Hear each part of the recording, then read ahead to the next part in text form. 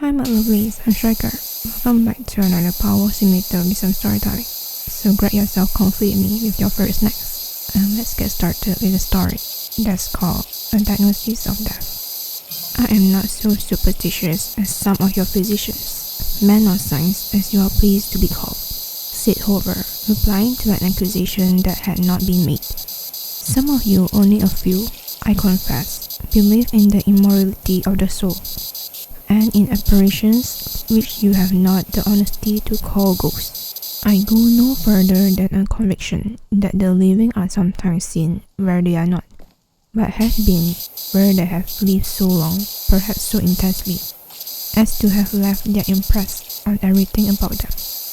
I know indeed that one environment may be so affected by one's personality as to yield, long afterward, an image of oneself to the eyes of another.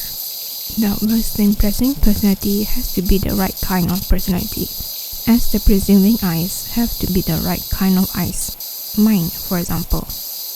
Yes, the right kind of eyes, conveying sensations to the wrong kind of brain, said Dr. Friendly, smiling. Thank you, one likes to have an expectation gratified. That is about the reply that I suppose you will have the civility to make. Pardon me, but you say that you know. That is a good deal to say, don't you think? Perhaps you will not mind the trouble of saying how you learn. You would call it an hallucination, Harper said, but that does not matter, and he told the story. Last summer I went, as you know, to pass a hot weather term in the town of Meridian. The relative at whose house I had intended to stay was ill, so I sought other quarters. After some difficulty, I succeeded in renting a vacant dwelling that had been occupied by an electrician doctor of the name of Mannering, who had gone away years before. No one knew where, not even his agent. He had built the house himself and had lived in it with an old servant for about 10 years. His practice, never very extensive, had after a few years been given up entirely.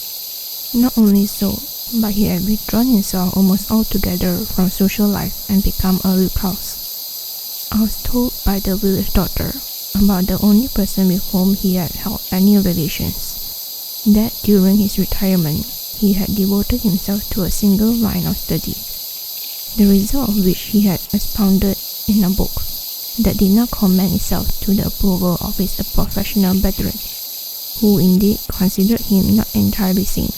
I have not seen the book and cannot now recall the title of it, but I am told that it expounded a rather startling theory.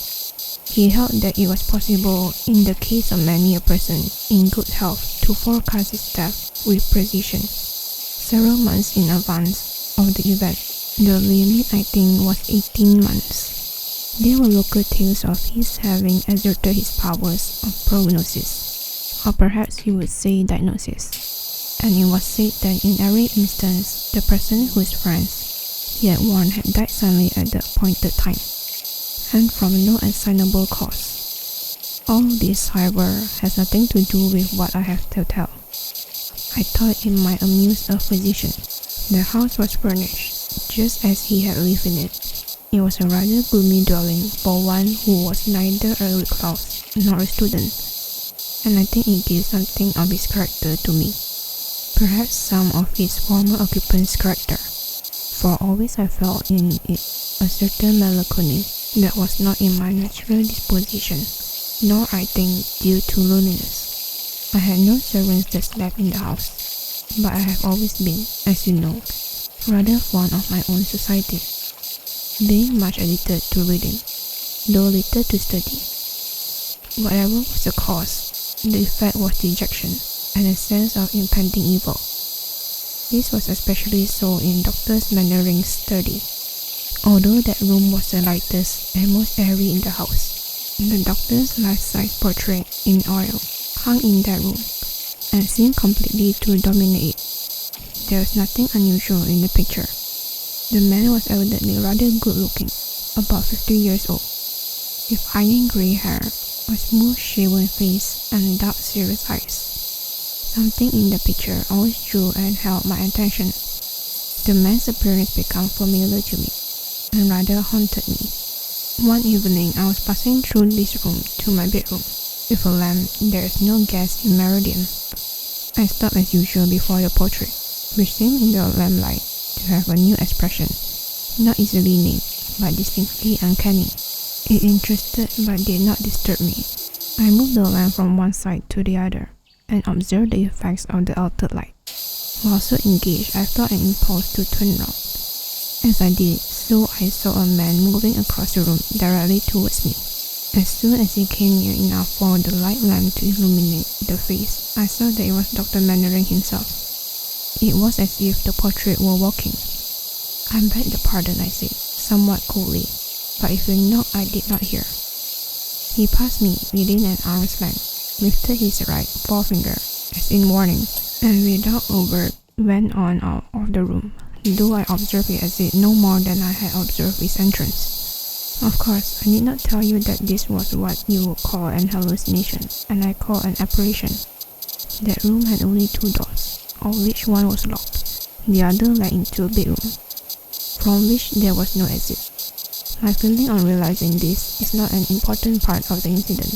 Doubtless, this seemed to you a very commonplace ghost story, one constructed on the regular lines laid down by the old masters of the art.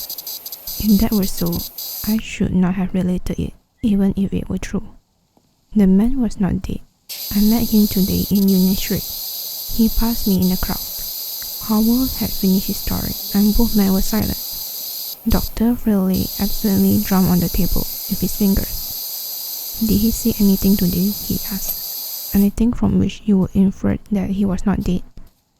Harford stared and did not reply. "Perhaps," continued Frehley.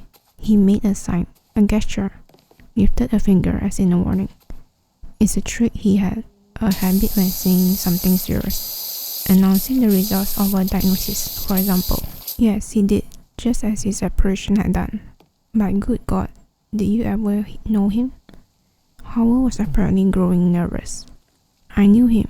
I have read his book, and will every physician someday. He is one of the most striking and important of the century's contribution to the medical science. Yes, I knew him. I attended him in an illness 3 years ago. He died." Howell sprang from his chair, manifestly disturbed.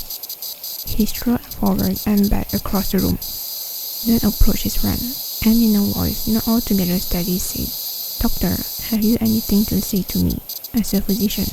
"No, Howard. You are the healthiest man I ever knew. As a friend, I advise you to go to your room. You play the violin like an angel. Play it. Play something light and lively. Get this cursed bad business off your mind." The next day, Howard was found dead in his room, the violin at his neck, the bow upon the strings. His music opened before him at Chopin's funeral march. So that's the end of the story and the video. If you enjoyed it, be sure to like and subscribe. And if you have any suggestion on what videos I can make in the future, please feel free to put it in the comment section below. And hope you enjoy the rest of the day, and do drink enough water. Goodbye.